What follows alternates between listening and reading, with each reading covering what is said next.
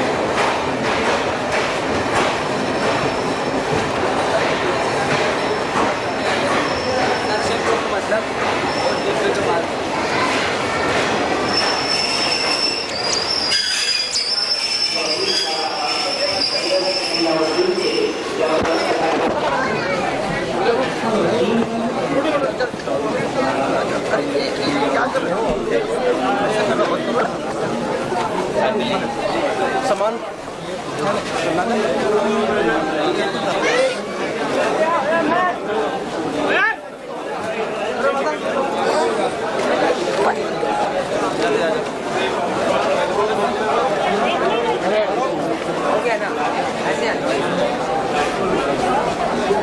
गाड़ी आ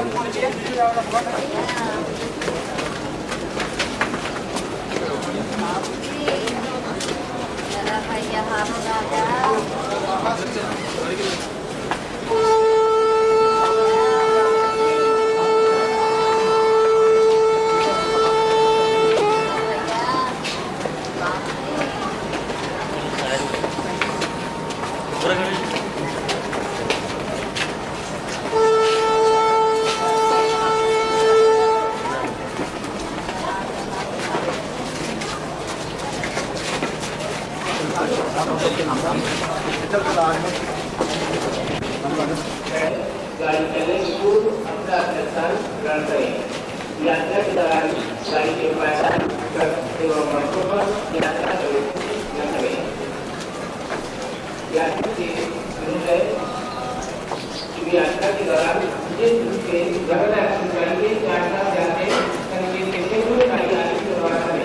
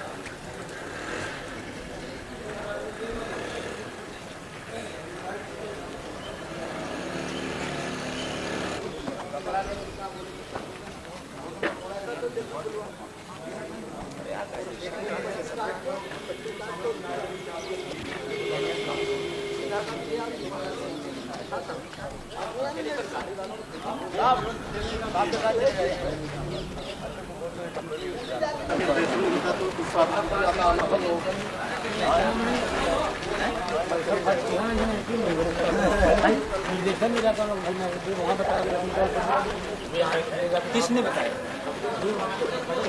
किसने बताया? सब लोग क्या कह रहे हैं? किसने कहा उनको क्या? किसने किसने आपसे कहा? आपने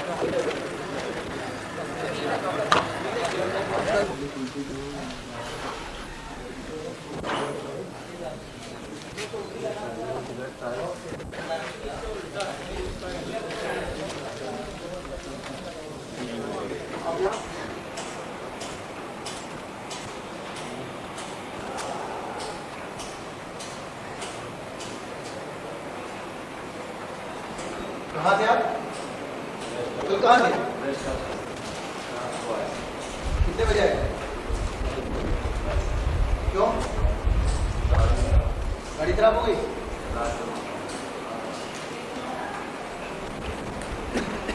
तो ये भी गाड़ी यहाँ की गाड़ी खराब कर दे तो क्या होगा? आपको तो अलाउ नहीं करनी चाहिए हैं? आपको तो बोला गया था ना 7 बजे, क्योंकि आज गाड़ी खराब हो गई और खराब हो जाएगा।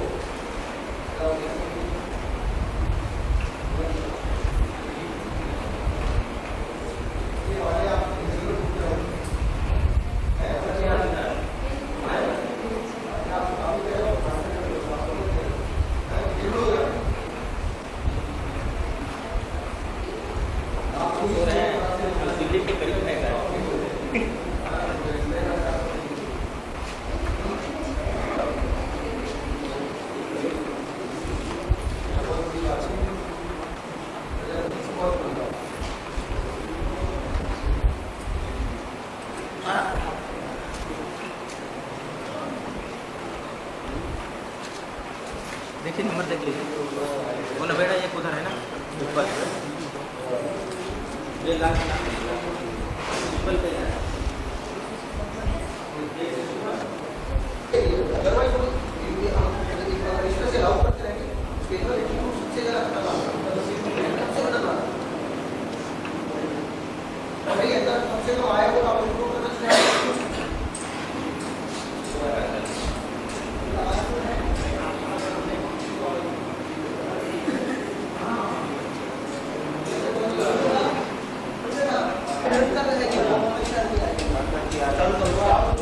चालू करो।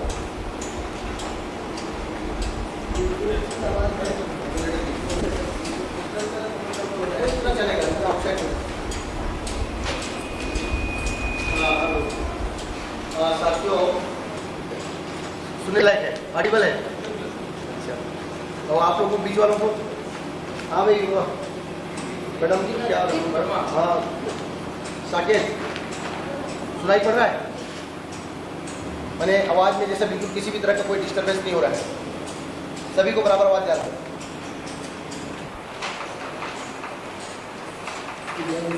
लगाओ मेरा लगेगा, आ जाएगा मेरा, मैं बीच में ही लगेगा।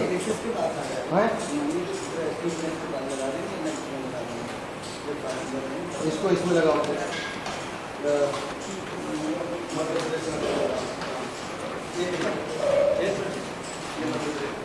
करेंगे ना, आप नहीं करेंगे तो कौन करेगा फिर भाई?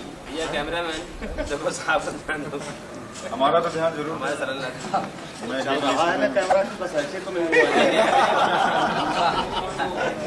पुराना साहब मूत्रदान का कितना व्यवस्था है?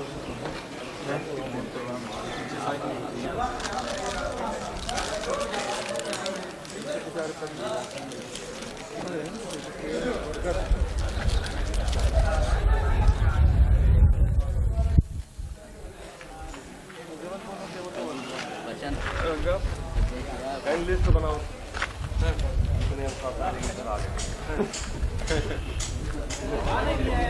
बाद में दे देंगे, वो जिनका लिया है वो बाद में दे देगा, अपनी व्यवस्था पर वो कर देंगे। ठीक है, तो साथियों आप लोग व्यवस्था बना करके अच्छे ढंग से, और बाकी साथियों के साथ जो भाई आप नसीम आप बाहर क्यों घूम रहे हो?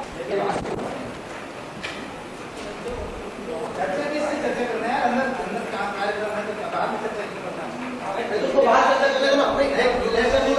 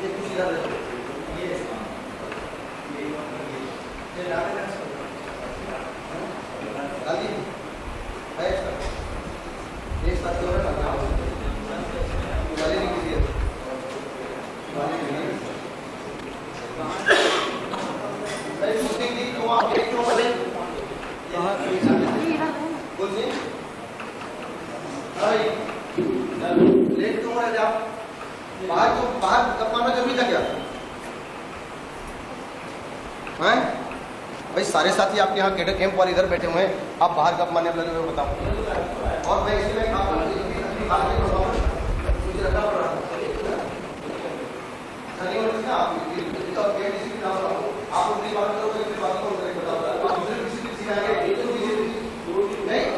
सारे लोगों को बैकग्राउंड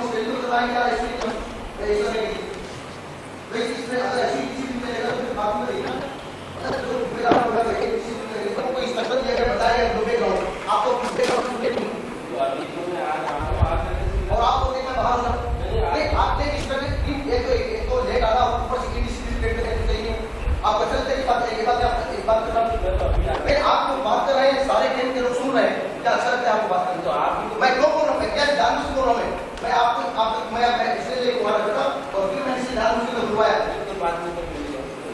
ये मैं आप रियलाइज करो, काइंडली रियलाइज मेरा रिक्वेस्ट है, फ्यूचर में ये चीजें नहीं होनी चाहिए। खास करके मैं आपको स्पष्ट रिक्वेस्ट कर रहा हूँ, फ्यूचर में खास करके बारे में टाइमिंग के बारे में कैंप में बिल्कुल किसी तरह का इंडिसिप्लिन टॉर्चर नहीं, 1 मिलीमीटर, ठीक है भाई? आप समझे भी, आप भी भैया इस तरह से नहीं करना कि आपको अटेंड किए हो पहले भी है? कहने का मौका लगता है आप लोगों को।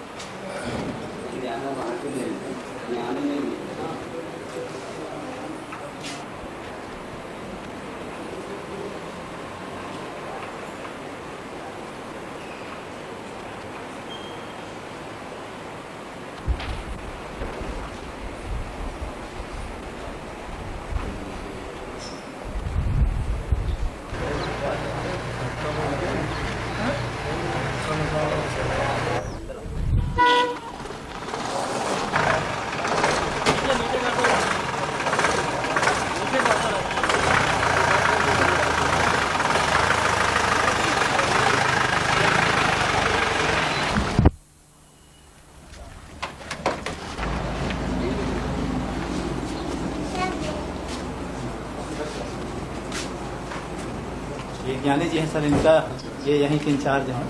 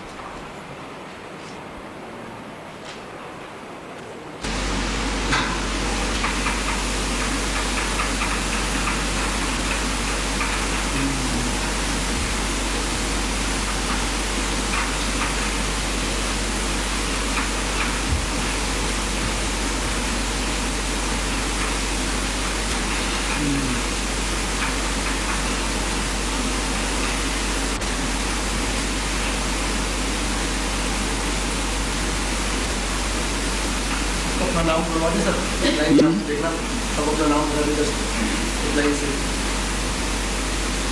नहीं ठीक ही है।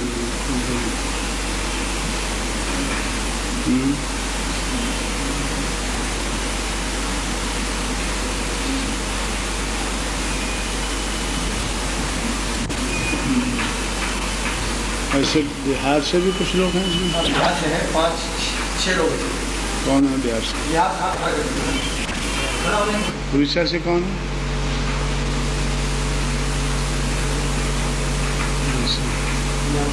उड़ीसा में आप कौन सी जगह से हैं? भद्रक। आप हैं?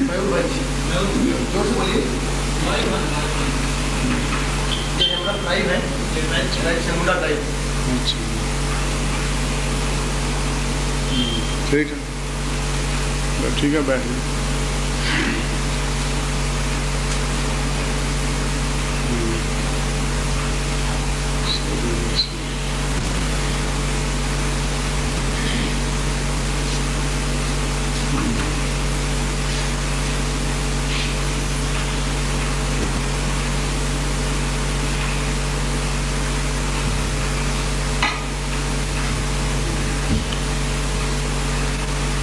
आप कौन सी जगह से?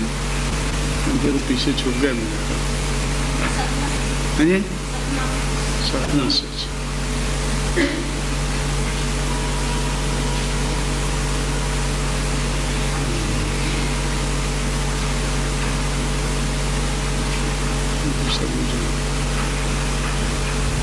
सरगुजा से आप? सरगुजा से, अच्छा।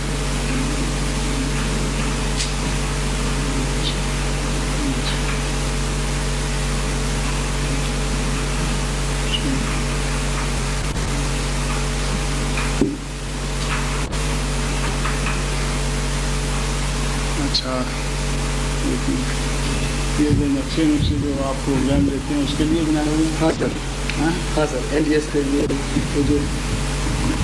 जो है इसका सब जो मतलब ऑपरेशन है और इनका राजनीति में, नौकरी में, व्यवसाय में, भूमि में इसका है। और वो जो रेलिंग पॉइंट्स के ऊपर है ये तो NDS थ्योरी पे है। NDS थ्योरी है ना जो अपना परिवर्तन NDS theory sir. NDS theory का परिवर्तन सिद्धांत इसके ऊपर और इसको NDS जरूरत चाहत और जरूरत चाहत ताकत वो जो है वो है एट्रोसिटीज पे है जो हमारे पहले हम लेते हैं ब्रेक डाटा, क्योंकि एक छोटे से हम प्रोजेक्ट किया है डाटा स्टूडेंट का, कर्मचारी का, एट्रोसिटीज़ का और जो है वो हमारे पर कैपिटा इनकम कैसे पॉवर्टी होनी चाहिए, ये सारा एक बैकग्राउंड नॉलेज है सर। सबको है ये नॉलेज, बैकग्राउंड सबको बताया गया है। लगभग जो पहले आंध्रा के साथियों को तो मैं नहीं कर सकता, उनको तो बाकी होगा महाराष्ट्र और आंध्रा वालों को। महाराष्ट्र मतलब ये जो नॉलेज है पहले का ये सबको है। आप लोगों ने भी किया पहले कोई अटेंड किया? तो क्योंकि इसके बारे में मैं क्योंकि कल मैं 2 बजे तक इधर हूँ, तो मेरे पास इतना ज़्यादा समय नहीं है कि मैं पहले मैं ट्रेनिंग द ट्रेनर कैंप कुछ लगाए थे जो लोग आगे जाके ट्रेनिंग देते हैं, तो उसमें वो 7 दिन का कैंप लगाया था मैंने। ट्रेनिंग द ट्रेनर्स कैंप जो है वो 7 दिन का था, तो जिसमें शुरू से आखिर तक है। तो मैं ये हालांकि उन लोगों को भी बुलाते थे जिन्होंने पहले ट्रेनिंग ली है, और जो ट्रेनिंग देने लायक हैं या ट्रेनिंग दे रहे हैं ऐसे लोगों को पहले बुलाया जाता था। लेकिन उसके बाद में भी मैं डिटेल में तो 7 दिन का कैंप लगा कर इसको तो उनको ट्रेन करने की कोशिश करता था कि आगे जाकर तो उनको कोई दिक्कत ना जाए। तो इस किस्म का हमारा प्लान तो काफ़ी था, क्योंकि मैं सोच रहा था उसमें कि हमें कुछ प्रेस भी बनानी चाहिए। तो टॉपिक वाइज एक टॉपिक को ध्यान में रख के उसके ऊपर कोई नोट्स बनाने चाहिए, प्रेस बनानी चाहिए, तो जो जिसको रेफ़र करके टाइम टू टाइम तो लोगों को रिफ़्रेश कर सकें अपने आप को। और अगर कोई ज़्यादा जानकारी हासिल करनी हो तो और उसमें कुछ पूछताछ हो सकती है। पीछे तक सुनाई पड़ता है? हेलो, पीछे सुनाई पड़ता है? हैं? चलो अभी मैं आहिस्ता आहिस्ता पिकअप कर लूँगा।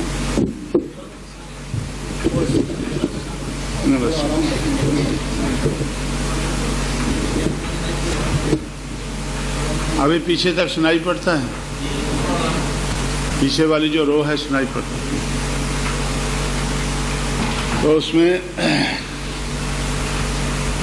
लेकिन इस मौके पर तो मैंने ज़रूरत भी समझी है कि मुझे जो हमारे साथी आगे ट्रेनिंग दे रहे हैं या जिनसे हम उम्मीद करते हैं कि वो कैडर को तैयार करेंगे आगे। पूरे इसमें देश भर में ज़रूरत है कि हम लगातार कैडर तैयार करते रहें और जिन लोगों ने मूवमेंट को चलाना है, आगे बढ़ाना है, तो उन लोगों को मूवमेंट के बारे में ज़्यादा से ज़्यादा जानकारी होनी चाहिए। तो ये नहीं है कि हम लोग जो ऊपर कारोबार को देख रहे हैं तो उनकी थिंकिंग और हो, और जो नीचे कारोबार को मास देश के ऊपर चला रहे हैं तो उनको उतनी जानकारी ना हो। तो इसलिए हमारा ऐसा ख्याल था पहले से ही। जब मैंने इसका ये कैडर का कॉन्सेप्ट बनाया, कैडर की सोच बनाई, तो मेरा ऐसा ख्याल था कि बहुत ज़्यादा लोग ऐसे होने चाहिए जिन्होंने 2 दिन का कैंप, 1 दिन का, 2 दिन का अटेंड किया है। तो और काफ़ी ज़्यादा ऐसे लोग हों जिन्होंने 4 दिन का कैंप अटेंड किया है। और फिर ट्रेनिंग द ट्रेनर्स कैंप 7 दिन का हमने रखा था। और फिर स्पेशलाइज्ड कैंप्स, क्योंकि हमारे मिशन के बहुत से पहलू हैं, तो हर पहलू में कोई ना कोई स्पेशलिस्ट होने चाहिए। तो स्पेशलाइज्ड कैंप तक तो हम नहीं पहुंच सके। जैसे हम प्रिंटिंग एंड पब्लिकेशन का हम सोचते थे कि ये हमारा एक विंग होना चाहिए, प्रिंटिंग और पब्लिकेशन, क्योंकि पब्लिकेशन में आज भी हम कहीं नहीं हैं। अभी तक पब्लिकेशन में हम बहुत ज़्यादा पीछे हैं। और ये मेरा ख्याल इसकी ज़रूरत है, ये कोई पढ़ता है, मैं देखता हूँ।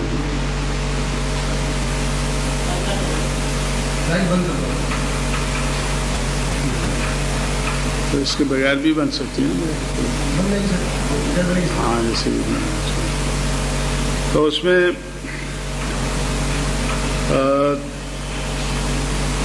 पब्लिकेशन के मामले में या और बहुत सी हो, और वो लोग उन विंग को कामयाबी से चला सकें और आगे लोगों को तैयार कर सकें। लेकिन बाद में इतना काम बढ़ गया, और ख़ास करके ये जो कैंप हैं इनके लिए मैं एजुकेटेड एम्प्लॉइज़ को ही तैयार करता था, क्योंकि मैं सोचता था कि जो एजुकेटेड एम्प्लॉइज़ हैं तो वो मैदान में खुले आकर तो चुनाव का या दूसरा काम नहीं कर सकते हैं, तो वो ये समाज को तैयार करने के लिए वो हमारे काम आ सकते हैं। लेकिन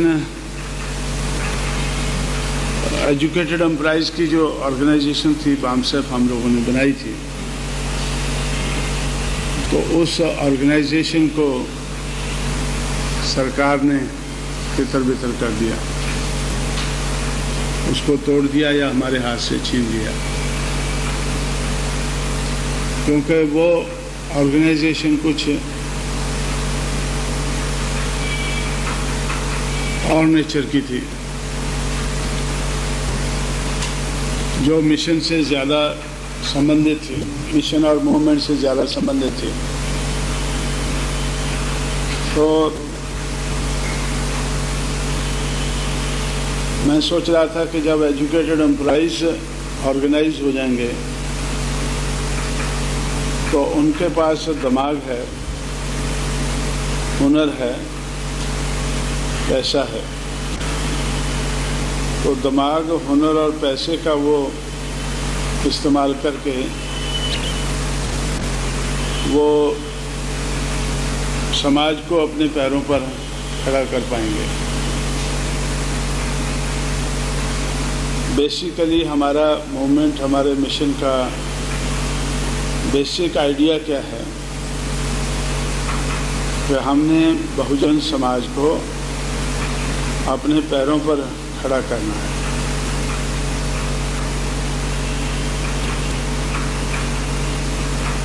हमारा समाज ये डिपेंडेंट समाज है, निर्भर समाज है। इंडिया इंडिपेंडेंट है और हमारा समाज डिपेंडेंट है। तो इस समाज को हमें इंडिपेंडेंट समाज बनाना है जो अपने पैरों पर खड़ा होकर अपना कारोबार चला सके। दूसरों के ऊपर जो इसकी निर्भरता है उसका हमें अंत करना है।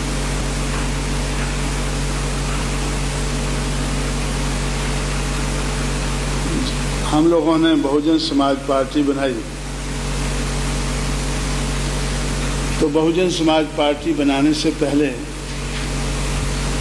हमारे समाज के लोग जो एमएलए, एमपी या कुछ और चुनकर जाना चाहते थे, बनना चाहते थे,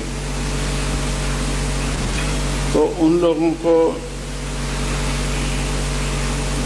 टिकट हासिल करने के लिए दूसरों पर निर्भर होना पड़ता था। किसी न किसी पार्टी के ऊपर उनको निर्भर होना पड़ता था और वो लोग टिकट ऐसे लोगों को देते थे या तो वो अपने समाज के कुछ करने लायक ना हो, या बेहतर तो यह है कि अपने समाज को गुलाम बनाए रखने में अपने मालिक की सहायता करें। तो इस किस्म के लोगों को वो एनकरेज करते थे। और अगर गलती से कोई सही किस्म का आदमी सेलेक्ट कर लिया, उन्होंने चुन के चला गया, अगर वो अपने समाज के हित में कार्य करना नजर आया तो वो दोबारा चुनकर नहीं जा पाता था।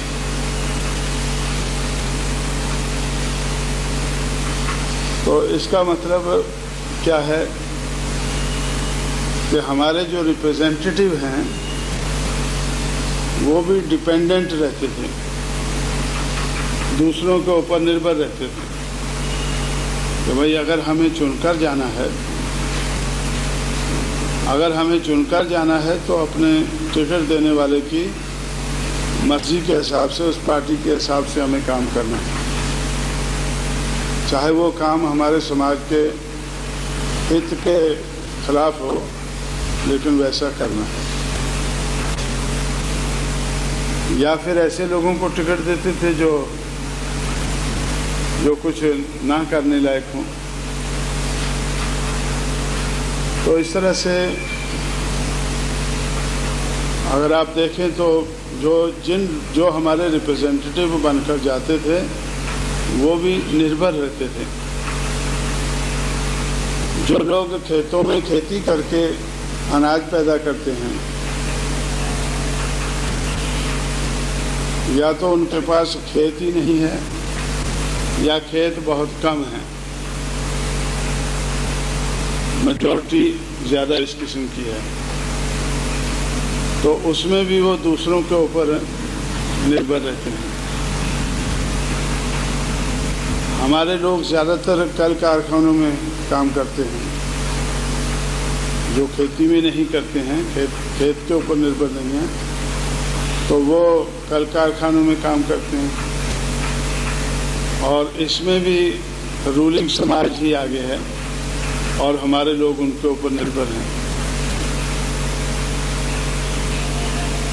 तो जो नौकरियों में चले गए हैं आज तक ज़्यादातर जो हमारे IAS ऑफिसर हैं, IPS ऑफिसर हैं या दूसरे बड़े अधिकारी हैं, तो वो हमारे समाज के काम नहीं आ सके, क्योंकि वो भी दूसरों के ऊपर आगे बढ़ने के लिए, अपने आप को आगे बढ़ाने के लिए वो भी दूसरों के ऊपर निर्भर रहे हैं।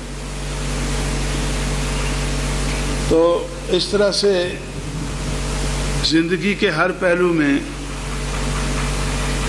बहुजन समाज निर्भर समाज रहा है। बहुजन समाज निर्भर समाज बनकर रहा है। वो डिपेंडेंट समाज बनकर रहा है, दूसरों के ऊपर डिपेंड करता रहा है। तो अपने आप में अपने पैरों पर खड़ा होकर करने की शक्ति वो नहीं पैदा कर सका।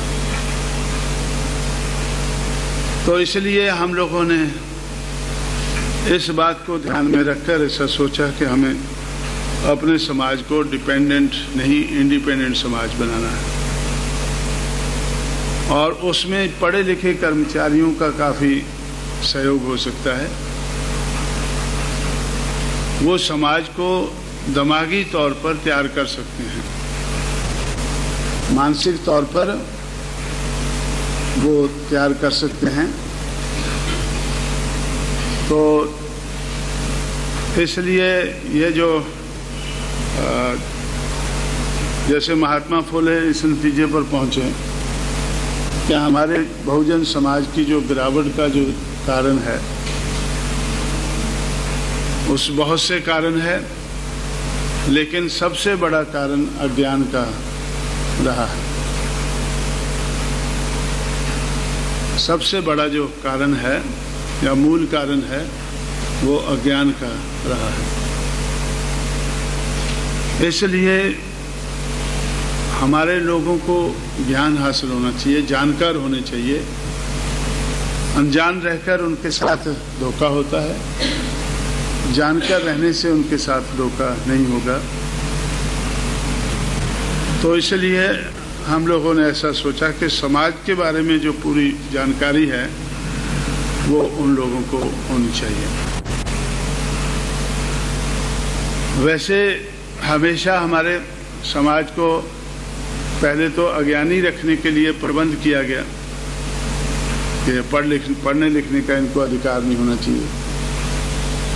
लेकिन आज के ज़माने में भी उनको अज्ञानी रखने का काम आज के ज़माने में भी जो इस देश का इतिहास लिखने वाले हैं वो करते हैं।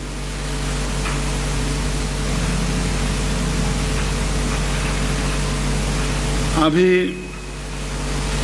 मेरी ये उत्तर प्रदेश में हम कांग्रेस से मिलकर चुनाव लड़ेंगे, तो उस वक़्त मेरी उन लोगों से बातचीत हो रही थी। कांग्रेस के अध्यक्ष और उनके जनरल सेक्रेटरी, 6 जनरल सेक्रेटरी और कांग्रेस के अध्यक्ष और शरद पवार और कुछ और लोग, 10-12 लोग उनकी तरफ से थे। तो उनके साथ मेरी बातचीत हो रही थी, क्योंकि मैंने उनसे कहा कि भाई बहुत से कांग्रेस को नीचे लाने में, गिराने में मेरा और मेरे साथियों का बहुत बड़ा हाथ रहा है। हैं? हैं? अच्छा ठीक, बाहर पंखा है।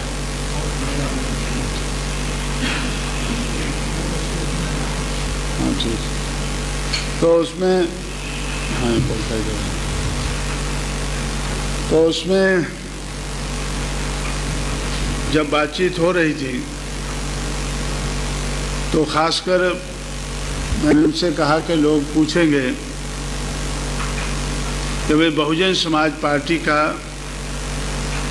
लोग तो ऐसा कहते हैं कि भाई ये बीएसपी के लोग या कांचीराम या मायावती ये गांधी जी को गाली देते हैं। अब हमने गाली तो कभी किसी को भी नहीं दी है, लेकिन हम उनको असली चीज़ अपने समाज को गुमराह होने से बचाते रहे हैं और हम उन लोगों को गांधी जी का जो इतिहास में रोल है या अंबेडकर का रोल है या शाहू महाराज का है या फुले का है या और हमारे जो महापुरुष हैं उनका रोल है इतिहास में, तो वो बताने के लिए जैसे पहले कैडर कैंप होते थे, मैंने आपको बोला कि मैं वैसा अभी इतना मेरे पास समय नहीं है वो मैं बता पाऊँ डिटेल से, लेकिन रेफरेंस आता रहेगा तो बताता रहूँगा मैं उसमें। तो उनका जो रोल है वो हम बताते रहे हैं, लेकिन वो रोल इतिहास में नहीं बताया जाता। हमारे जो स्टूडेंट्स हैं पढ़ते हैं तो उनको वो कहानी उनको नहीं बताई जाती है। तो गांधी जी ने क्या कहा है या क्या किया है वो बहुत कुछ बताया जाता है, लेकिन अंबेडकर ने क्या किया है तो उसको भी उसके हिसाब से बताया जाता है जैसे उनको फिट बैठता है। जैसे मेरी बातचीत उनसे हो रही थी तो उन्होंने मुझसे बीच में बात कही कि हाँ जी ज़माना बदल रहा है अभी, और गांधी जी ने भी इस बात को रियलाइज़ किया और डॉक्टर अंबेडकर को हिंदुस्तान का संविधान लिखने वाली जो ड्राफ्टिंग कमेटी थी उसका चेयरमैन बनाया। तो तब मुझे उनसे कहना पड़ा कि भाई अज्ञान के कारण हमारे लोगों के साथ धोखा हुआ है, लेकिन मैं तो आप लोगों को कम से कम इतनी तो जानकारी होनी चाहिए कि मैं तो अज्ञानी आदमी इतना अज्ञानी नहीं हूँ जितना आप लोग ये लोगों को बताते रहे कि गांधी जी ने ये काम किया वो काम किया और डॉक्टर अंबेडकर को उन्होंने ड्राफ्टिंग कमेटी का चेयरमैन बनाया। तो तब मैंने उनसे कहा कि भाई ये हमारे लोगों के साथ है, पहले तो हम अज्ञानी रहें तो पढ़ने लिखने का ये अधिकार नहीं था। अब आप लोग इतिहास ऐसा लिखते हैं जिससे लोग अज्ञानी रहें, जिससे लोग अज्ञानी रहें, यह तो अज्ञान की बात है। हो सकता है कि आप लोग भी अज्ञानी हों, अज्ञान के कारण आप कहते हों कि डॉक्टर अंबेडकर को ड्राफ्टिंग कमेटी का चेयरमैन गांधी जी ने बताया। अगर आप लोग अज्ञानी रहेंगे तो हमारे साथ मिलकर आप ज़्यादा नहीं चल पाएंगे। कुछ दूर तक तो हमें चलना होगा, तो उसके लिए भी आप लोग अगर अज्ञान की बातें या हमारे लोगों को अज्ञानी रखने की बातें समझ कर चलेंगे तो फिर ये हमारा आगे चलना मुश्किल हो जाएगा। मैं आपको सही ज्ञान देना चाहता हूँ कि गांधी जी ने हमारे सही रिप्रेजेंटेटिव चुनकर ना जाएं, इसलिए सेपरेट इलेक्टोरेट का विरोध किया। सेपरेट इलेक्टोरेट का विरोध किया तो डॉक्टर अंबेडकर को मजबूर होकर पूना पैक्ट पे साइन करना पड़ा।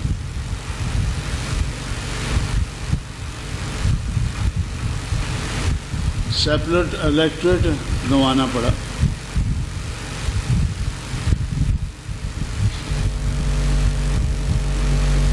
डॉक्टर अंबेडकर को मालूम था कि अगर सेपरेट इलेक्टोरेट नहीं होंगे तो हमारे सही प्रतिनिधि चुनकर नहीं जा सकेंगे। हमारे सही प्रतिनिधि चुनकर नहीं जा सकेंगे जो हमारे समाज के हित में नहीं होंगे, ऐसे ही चुनकर जाएंगे। इसलिए डॉक्टर अंबेडकर कभी चुनकर पार्लियामेंट में नहीं पहुंचे।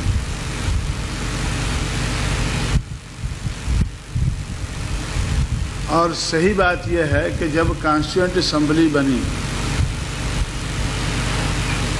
तो डॉक्टर अंबेडकर को चुनकर नहीं पहुंचना चाहिए उस कॉन्स्टिट्यूएंट असेंबली में। इसके लिए गांधी जी और नेहरू जी ने पूरा प्रबंध किया, लेकिन बंगाल के चंडालों ने डॉक्टर अंबेडकर को चुनकर असेंबली में भेजा।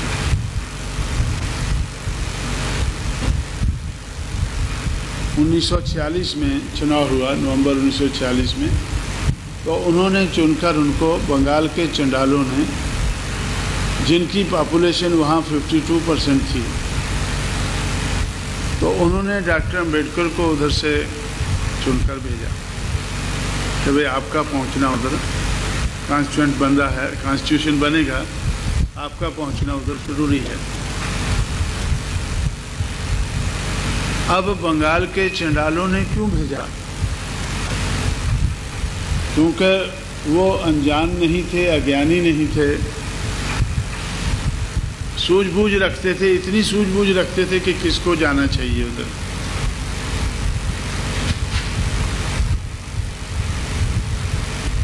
उन्होंने चुनकर भेजा, जयसुर और खुलना से चुनकर भेजा। जयसुर और खुलना की जो कॉन्स्टिट्यूएंसी थी तो उससे चुनकर उनको भेजा। तो आप बोलते हैं कि गांधी जी ने उनको ड्राफ्टिंग कमेटी का कॉन्स्टिट्यूएंट असेंबली में चेयरमैन बनाया। गांधी जी तो उनको मेंबर भी देखना नहीं चाहते थे। गांधी जी इतने दुखी हुए कि उन्होंने जयसुर और खुलना, उन दोनों को पाकिस्तान को दे दिया।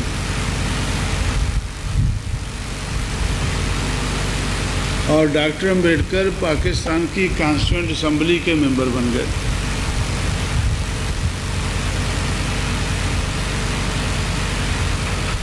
जयसुर और खुलना को उन्होंने जिन्ना के हवाले कर दिया तो उसके मेंबर बन गए। डॉक्टर अंबेडकर बड़े दुखी हुए। तो मार्च के महीने में वो इंग्लैंड गए। चर्चिल से उन्होंने बातचीत की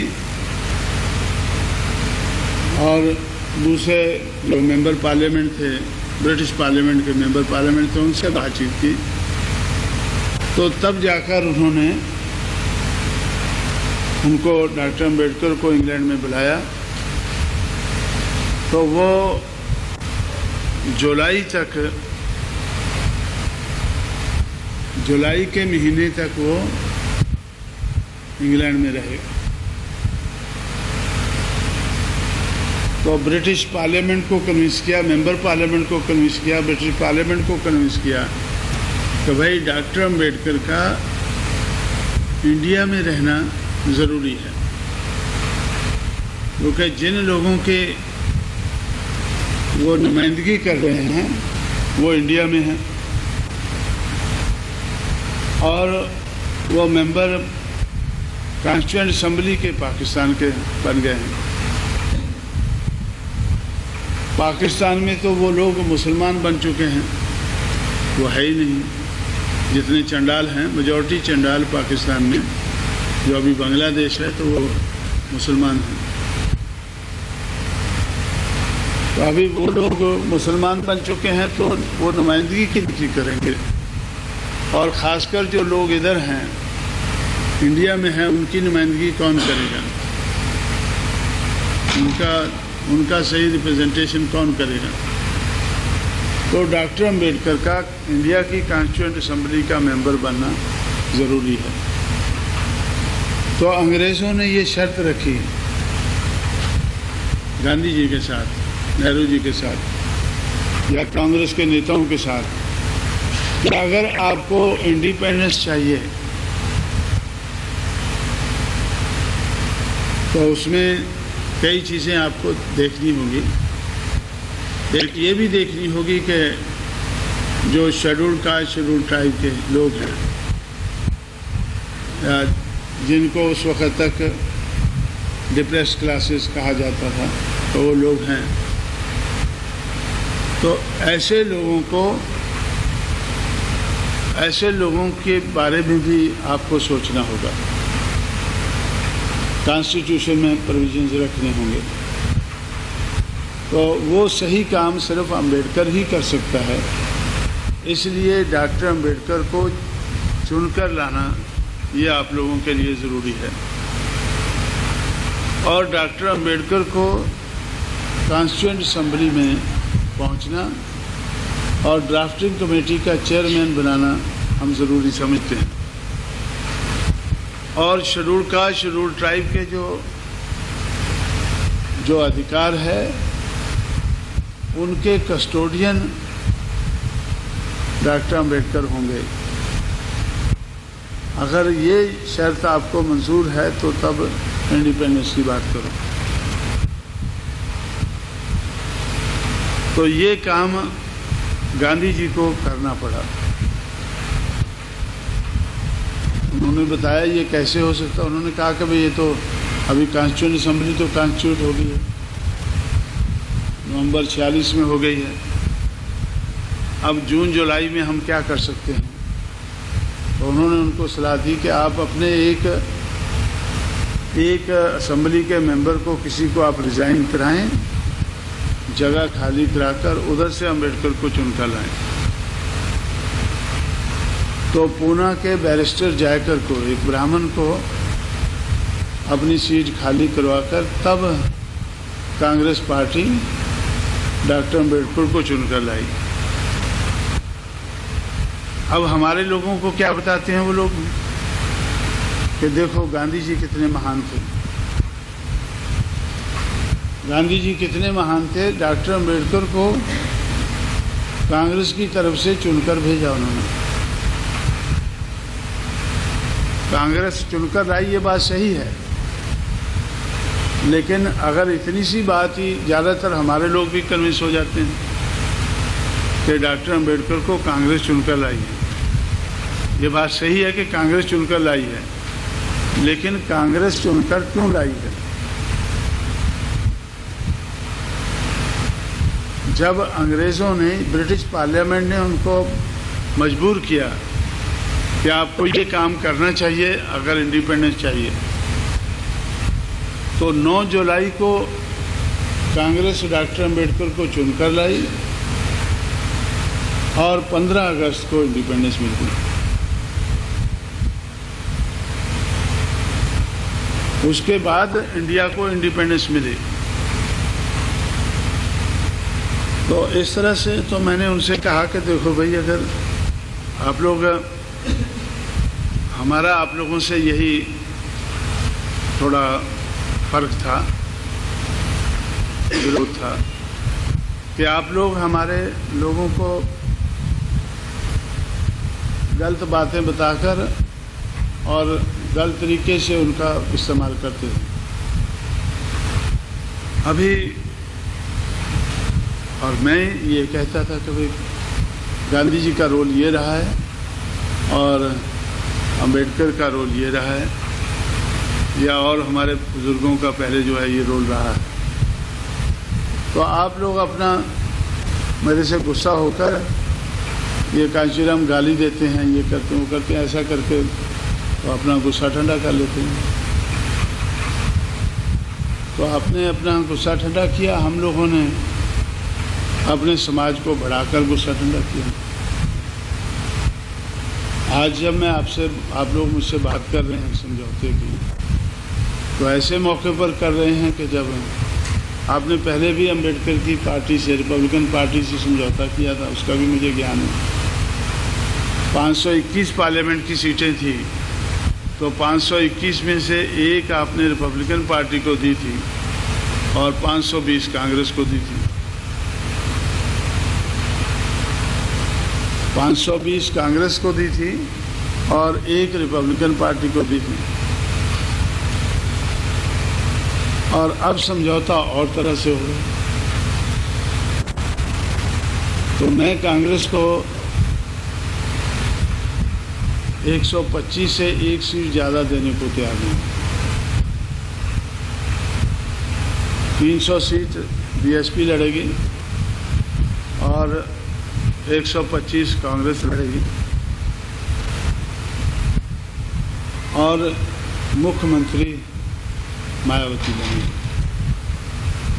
बीएसपी की जनरल सेक्रेटरी जो पहले मुख्यमंत्री रह चुकी है, तो अगर हमारी सरकार बनती है तो मुख्यमंत्री मायावती बनेगी। ये सारी चीज़ें पहले तय हो जानी चाहिए। तो मैं आपको बता रहा था कि जो हमारी निर्भरता है वो बहुत बड़े पैमाने पर उसमें अज्ञान का उसमें हाथ है, जो महात्मा फुले ने बहुत पहले इसको स्टडी करके इस नतीजे पर पहुंचे। तो आज भी किसी और तरीके से हमारे समाज को अज्ञानी रखा जा रहा है। हमारे समाज को आज तक भी अज्ञानी रखा जा रहा है। तो लेकिन तरीका बदला है। आज वो ये तो नहीं बोलते कि तुम पढ़ो ना लिखो ना। पढ़ना लिखना तो ठीक है, लेकिन उसके अलावा ही इतिहास को ही तोड़ मरोड़ कर पेश किया जाता है, क्योंकि पेश करना उनके हाथ में है। इतिहास को पेश करना उनके हाथ में है, तो तोड़ मरोड़ कर उसको पेश करते हैं। जैसे लोगों को प्रभावित करने के लिए भी कांग्रेस ने देखो क्या किया। डॉक्टर अंबेडकर को चुनकर कॉन्स्टिट्यूएंट असेंबली में भेजा, ड्राफ्टिंग कमेटी का चेयरमैन बनाया, और तब वो किस लिए बनाया कि वो आपके लिए अच्छी अच्छी चीज़ें लिख सके। असलियत तो यह है कि आपने पूरी कोशिश की कि वो असेंबली में पहुंच ही न सके। वो ना पहुंच सके, उनकी नेचर के दूसरे लोग ना पहुंच सके। इसलिए आप लोगों ने डॉक्टर अंबेडकर को पूना पैक्ट साइन करने पर मजबूर किया। तो डॉक्टर अंबेडकर से जब लोगों ने पूछा, प्रेस वालों ने पूछा, तो ये पूना पैक्ट आपने साइन किया है, तो आप क्या इससे सेटिस्फाइड हैं? तो उन्होंने गांधी जी को काफ़ी बुरा भला कहा। I don't call him Mahatma, he is not even a human being. अभी वो चीज़ें हमें रिपीट नहीं करनी है, तो वो फिर बोलेंगे ये गाली देते हैं, तो ये तो एक अच्छा इंसान भी नहीं है, तो महात्मा कहने लायक तो नहीं आदमी है। तो ये इन्होंने इस देश के बहुत बड़े हिस्से की मजबूरी का फ़ायदा लेकर हमारे ऊपर पूना पैक्ट लादा है। हमारे अधिकार जो अंग्रेज़ों ने हमें दिए थे वो हमसे छीने हैं। तो इस किस्म का बातें उन्होंने कही, वो रिकॉर्ड के ऊपर है। वो चमचा इस किताब में मैंने सारा वो उसमें से 10 निकाल कर लिखी हैं। उसमें से 10 कोटेशन अपनी तरफ से मैंने कुछ नहीं लिखा है, जो डॉक्टर अंबेडकर ने कहा है। और अपनी किताब में हमारे लिए छोड़ा है। इसलिए क्या है कि हमें अपना इतिहास लिखना ये बड़ा ज़रूरी है, क्योंकि डॉक्टर अम्बेडकर ने अगर वो ना लिखा होता और हमने ना पढ़ा होता तो हम भी उनकी बात मान लेते कि भैया बात तो ठीक है। तो इसलिए तो वो चीज़ें हमने लिखी और मैं उनसे ही कांग्रेस के प्रेसिडेंट और सारे सेक्रेटरी मिलकर जो मुझसे बात कर रहे थे, तो उनसे मैंने कहा कि डॉक्टर अम्बेडकर ने उसमें लिखा है कि राउंड टेबल कॉन्फ्रेंस के आधार पर जो हमें फ्रूट मिला था, हम सोच रहे थे कि हमारा समाज इसको एंजॉय करेगा, इन फ्रूट्स को एंजॉय करेगा, लेकिन गांधी जी ने हमसे वो छीन कर उसको निचोड़ा। उसमें से जो रस निकला वो हाई कार्ड सिंधुज को दे दिया और छिलका हमारे मुंह पे मारा। और मैं बोलता हूँ कि मैं अपनी तरफ से नहीं कह रहा हूँ, लेकिन ये तो डॉक्टर अम्बेडकर ने उस ज़माने में कहा था, और छिलका हमारे मुंह पर मारा। और इससे हम आज भी सहमत हैं ये चीज़ों से, क्योंकि जब हमारा समझौता हुआ, प्रेस कॉन्फ्रेंस हुई, तो उसमें प्रेस वालों ने मुझसे पूछा कि भाई जो गांधी जी के बारे में आप कहते हैं क्या you still stand by that? मैं बोला आज भी वो सही है। और इन लोगों से पूरी बातचीत हो गई है पहले कि भाई गांधी जी के बारे में हमारा ये ख्याल है, कांग्रेस के बारे में ये ख्याल है, आपके बारे में ये ख्याल है, आपके समाज के बारे में ये ख्याल है, और समाज व्यवस्था बदलनी चाहिए। तो अगर आप लोग हमारे साथ मिलकर चलना चाहते हैं तो ये एग्रीमेंट में होना चाहिए कि सामाजिक परिवर्तन ज़रूरी है, और हम सामाजिक परिवर्तन के लिए हम भी संघर्ष करेंगे। जो नरसिंह राव ने पढ़कर सुनाया उसमें एक पैरा सामाजिक परिवर्तन के ऊपर है।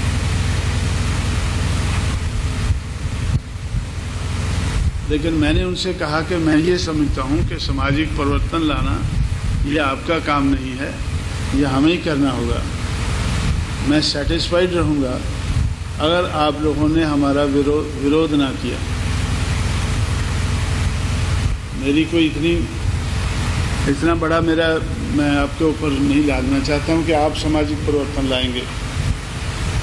जब हम सामाजिक परिवर्तन के लिए संघर्ष करेंगे तो आप लोग उसका विरोध नहीं करेंगे, लेकिन उन्होंने राइटिंग में कमिट किया है कि हम सामाजिक परिवर्तन के लिए संघर्ष करेंगे।